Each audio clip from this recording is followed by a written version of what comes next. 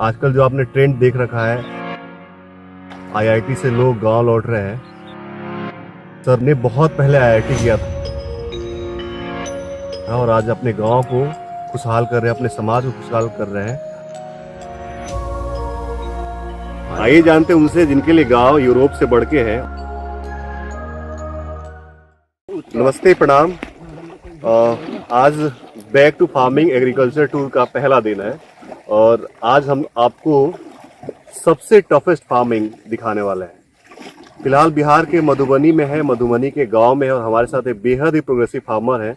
आजकल जो आपने ट्रेंड देख रखा है, आईआईटी से लोग गांव लौट रहे हैं। सर ने बहुत पहले आईआईटी किया था और आज अपने गांव को खुशहाल कर रहे हैं, अपने समाज को खुशहाल कर रहे हैं।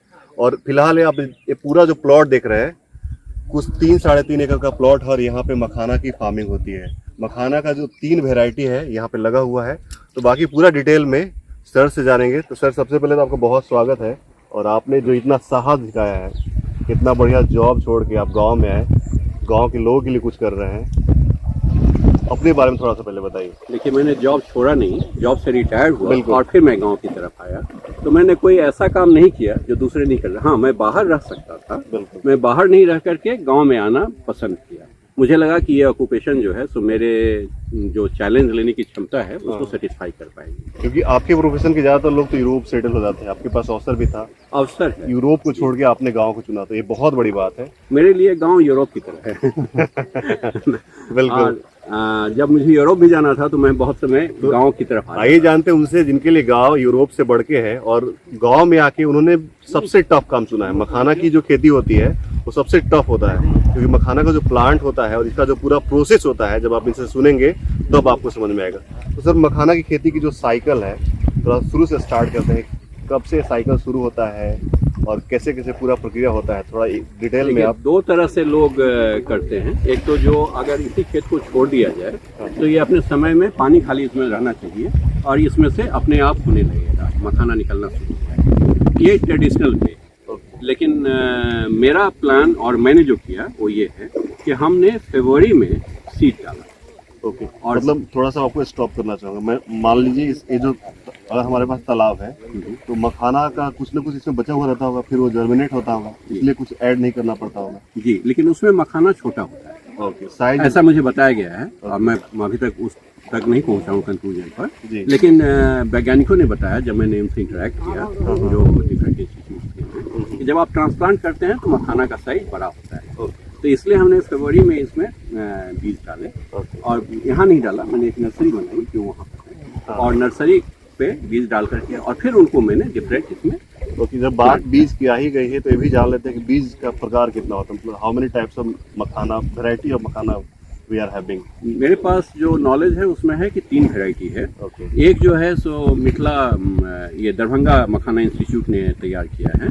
देखिए, इसमें कोई क्रॉस ब्रीडिंग नहीं होती है, ये सिर्फ सिलेक्शन है। ठीक है, उन्होंने सिलेक्शन करके जो निकाला वो उसका उन्होंने कुछ नाम देने की सोची है। मैं नहीं जानता कि ऑफिशियली वो है कि नहीं।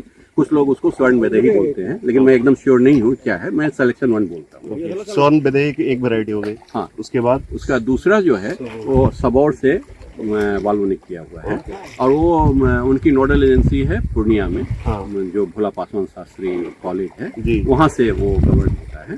तो उनकी जो वेराइटी है वो भी सिलेक्शन 1, सबौर 1 के नाम से जाना जाता है और उसकी रजिस्ट्रेशन उस तरह से, ये भी सिलेक्शन ही है जी। और तीसरी मुझे वेराइटी थी जो यहाँ की लोकल है, जो बरसों से चली आ रही है। बरसों से चली आ रही है। उसका क्या नाम है?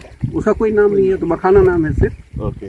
तो इन तीनों वेराइटीज के जो कुछ कैरेक्टरिस्टिक होते हैं, कुछ क्वालिटीज होते हैं, उनमें भी कुछ डिफरेंस होता है क्या? हाँ, मैंने पिछले दिनों जब हमारे पास इंस्टीट्यूट के डायरेक्टर जो हैं मखाना इंस्टीट्यूट के, वो आए थे, तो उन्होंने बताया। डिटेल तो वही बताएंगे फिर से जब आपको अगर ये हो। लेकिन जो सिलेक्शन है उसमें बहुत सारे डंठल आते हैं, उसकी फल की क्वालिटी जो है तो शुरू में 60 फल एक साथ निकलते हैं, एक्वाटिक जो फ्रूटिंग होती है। तो अब बाद में उसकी डिफरेंट हर महीने करीब फ्लावरिंग और फ्रूटिंग का सिलसिला चलता रहता है 3 महीने तक, तो वो घटता जाता है प्रोग्रेसिवली। क्योंकि बाद में अभी तो आप हार्वेस्टिंग इस समय देख रहे हैं, जब आप इसके यंग स्टेज में देखेंगे जबकि फ्लावरिंग होती है तो पूरा ये भरा रहता है, इसमें आप घुस नहीं सकते हैं, इतने कांटे होते हैं, डेंस हो जाता है, तो बहुत डेंस हो जाता है। तो उस समय का जो सिचुएशन रहता है वो बिल्कुल अलग होता है। मतलब वेरिएशन के साइज के आधार पे हो सकता है, प्रोडक्शन के आधार पे हो सकता है, क्योंकि 3 अलग अलग वैरायटी है तो तीनों में प्रोडक्शन लेवल अलग होता होगा। जी, यही बेसिक उसका पर्पस यही है कि तीनों के प्रोडक्शन लेवल, चूँकि लोकल एक है और बाकी दोनों ने क्लेम किया कि इनकी प्रोडक्शन बहुत हाई है, जैसे 12-15 क्विंटल पर एकड़ इस तरह का क्लेम है। हाँ, तो हमने इसलिए तीनों साइड बाई साइड लगाए और एक खेत में एकदम बिल्कुल साइड बाई साइड सबौर और यहाँ का मिथिला जो मतलब दरभंगा, यहाँ जो प्लॉट है फिलहाल, इस प्लॉट पे हम लोग जो मखाना के 3 वेराइटीज हैं वो सारी की सारी वेराइटीज लगी हुई है। सर, सीड डालने के बाद का जो प्रोसेस होता है उसके बारे में बताइए। उसके बाद धूप होनी चाहिए और इसमें कितना टेम्परेचर रिक्वायर्ड होता है? ये सीड डालने का मंथ क्या होता है? मंथ फरवरी में हमने सीड वहाँ डाला था जी। और 25 मार्च से लेकर के 25 अप्रैल के बीच में सब में ट्रांसप्लांट किया। ओके, तो मतलब जैसे धान के पौधों को अलग नर्सरी डाली जाती है फिर उसको ट्रांसप्लांट किया जाता है, जी। मखाना में भी वैसा ही होता वैसा है। ही क्योंकि मखाना की खेती आपको बता दूं ये मिथिला का जो इलाका है वहाँ तक सीमित है और बहुत सारे लोगों के लिए बिल्कुल नया चीज़ है। तो सर पूरा डिटेल में हम समझाएंगे तभी जाके लोग पूरा समझ पाएंगे। हमने उसको ट्रांसप्लांट किया। इसमें ट्रांसप्लांट जो है वो भी ज़्यादातर तो हमारे मछुआरे जो हैं वही करते हैं, जो इस विधा में वर्षों से कर रहे हैं। जी। तो जहाँ ज़्यादा पानी होता है वहाँ वो पाँव से करते हैं, अंगूठे से दबा दबा करके उसको ट्रांसप्लांट करते हैं। अब इस जगह पे ज़्यादा पानी नहीं था तो कभी हाथ कभी पाँव सबसे उन्होंने किया। मतलब वो इतने एक्सपर्टीज उनमें आ गया है कि वो हाथ की जगह पैर का भी इस्तेमाल पाँव में अंगूठे में फंसा के दबा कर सकते हैं। बिल्कुल, ये तो बहुत इंटरेस्टिंग लगता होगा देखना। हाँ, मैं देखना चाह रहा था, उसके कुछ वीडियो है मेरे पास जी। तो उस समय मैंने इसका ये आफ्टर ट्रांसप्लांट करने के बाद उसके बाद का जो प्रक्रिया होता है क्या करना होता है किसान? देखिए, ट्रांसप्लांट से पहले तो हमने खेत तैयार किया, जो कंपोस्ट डाला जो भी इसमें है, और कोई इसमें फंगस या बैक्टीरियल ये नहीं हो उसके लिए हमने जैसे नीम की खली और ये सब का इस्तेमाल किया जो हमारा नॉलेज कहता था उस हिसाब से। और उसका ट्रांसप्लांट हुआ। ट्रांसप्लांट के बाद हमने उसमें शुरू में और कुछ नहीं किया, सिर्फ वीडिंग करते रहे, क्योंकि उस समय दूर होता है तो बीट्स बहुत आते हैं। तो जो हमारे अपने मोस्टली एक्वेटिक ही होते होंगे, ये सब आप जितने देख रहे हैं यहाँ एक्वेटिक इस तरह के बहुत सारे बीज आपको मिलेंगे जो कि थोड़े पानी में होते हैं। और पानी हम शुरू से ही 2-2.5 फीट नहीं रखे। एक जो इन्होंने कहा था कि 9 इंच के आसपास में आप ट्रांसप्लांट करते हैं, तो 9 इंच में हमने ट्रांसप्लांट करके और उसको धीरे धीरे हमने जैसे जैसे पेड़ बढ़ता गया हमने उसको लेवल अप करना। और वीडिंग सिर्फ बीच में करते रहे। जब बीडिंग में वो पूरा डेंस हो गया फिर बीडिंग की जरूरत रही नहीं, क्योंकि पूरा सरफेस को कवर कर लेता है तो नीचे से कोई आएगा ही नहीं। और उसके बाद जब उसमें फ्लावरिंग शुरू हुई तो पहली खुशी की लहर दौड़ी कि अच्छा फ्लावरिंग का सीजन क्या होता है सर?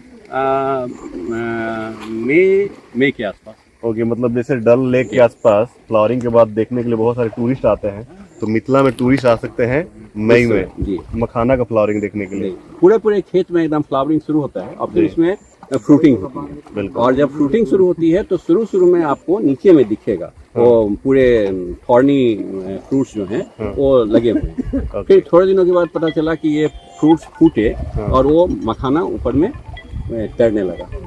ओके, तो ये पूरा का पूरा कब तक? अभी मई तक फ्लावरिंग हो गया, उसके बाद जून के आसपास, जून जुलाई में ये चलता रहा। उसके बाद वो फ्लावरिंग होगी, फिर फ्रूटिंग होगी, फिर फटेगा, फिर फ्लावरिंग होगी, फ्रूटिंग होगी, फटेगा। ये साइकिल कंटिन्यूअसली चलता रहा। और कुछ प्लांट फ्लावरिंग में अगस्त में इसका हार्वेस्टिंग किया जाता है। अगस्त में मेरा प्लान था 20 जुलाई के बाद हार्वेस्ट करने का, लेकिन हम बहुत श्योर नहीं थे कि अभी जो फ्लावरिंग हो रही है उसमें फ्रूटिंग क्या होगी। लेकिन हमको ये इन्होंने बताया, जो इंदु शेखर जी हैं डायरेक्टर वहाँ के, वो एक बार विजिट में आए जब, तो उन्होंने बताया कि इकोनॉमिक से आप लीजिएगा तो अब के जो फ्रूटिंग हो रही है उसमें बहुत कम सीड्स होंगे, और जो पहले हो रहा था उसमें 50-50, 60-60 सीड थे, तो अभी 10-10, 5-5 ऐसे सीड होंगे। तो आप चाहें तो उसकी हार्वेस्टिंग उस समय भी कर सकते हैं। अगर हम उस समय कर लेते तो हम इसको फिर धान के खेत में ये कर सकते थे कि धान इसमें लगा सकते थे। अब हमारे पास ऑप्शन है कि हम उसकी हार्वेस्टिंग कर रहे हैं, इसके बाद इसमें से पानी जब निकल जाता है धीरे धीरे हम दूसरे धान के खेतों में इसको पानी को ट्रांसफर कर देंगे, मतलब वो चलता रहेगा।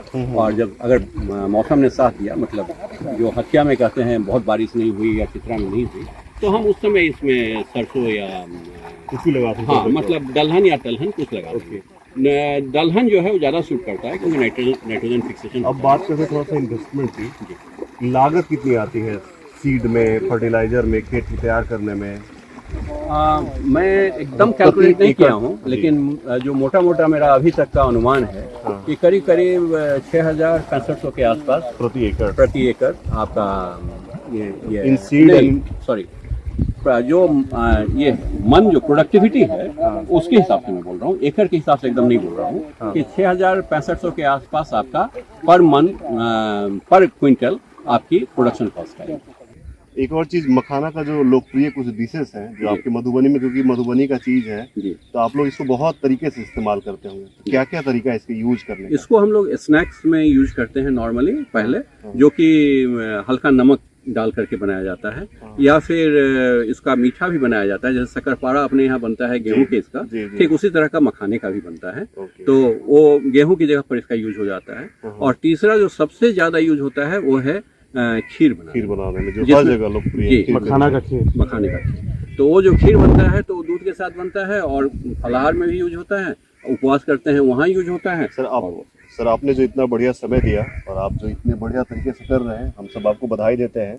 और आपका जीवन जिस तरीके से गांव के लोगों के लिए काम में आ रहा है, जिस तरह से पूरे मधुबनी के लोगों के लिए काम में आ रहा है, यही मानव जीवन का मूल्य है। और हम आपकी लंबी उम्र की कामना करते हैं, आपको बहुत बहुत बधाई देते हैं। लेकिन मैं तो ये कहूँगा कि आप यहाँ तक आए, और हमसे इसके लिए मैं पहले आपका आभारी हूँ कि इतना आपने जाना और यहाँ तक हमारे पास पहुँचे। ऐसे मौसम में जब आप आए तो बारिश शुरू हुई, जबकि यहाँ रौदी थी पूरी एकदम, धूप के कारण हम लोग परेशान जी, थे। जी। तो आप बड़ा अच्छा सुकून लेके आए हैं। और देखिए, मेरा जीवन अगर यहाँ के लिए काम जो आएगा तो वो मुझे खुशी होगी कि मेरा इसका यूटिलाइजेशन अच्छा हुआ। धन्यवाद फिर से आप बहुत लोगों बहुत का। धन्यवाद। और आप लोग दोबारा आइए और आते रहिए। जी।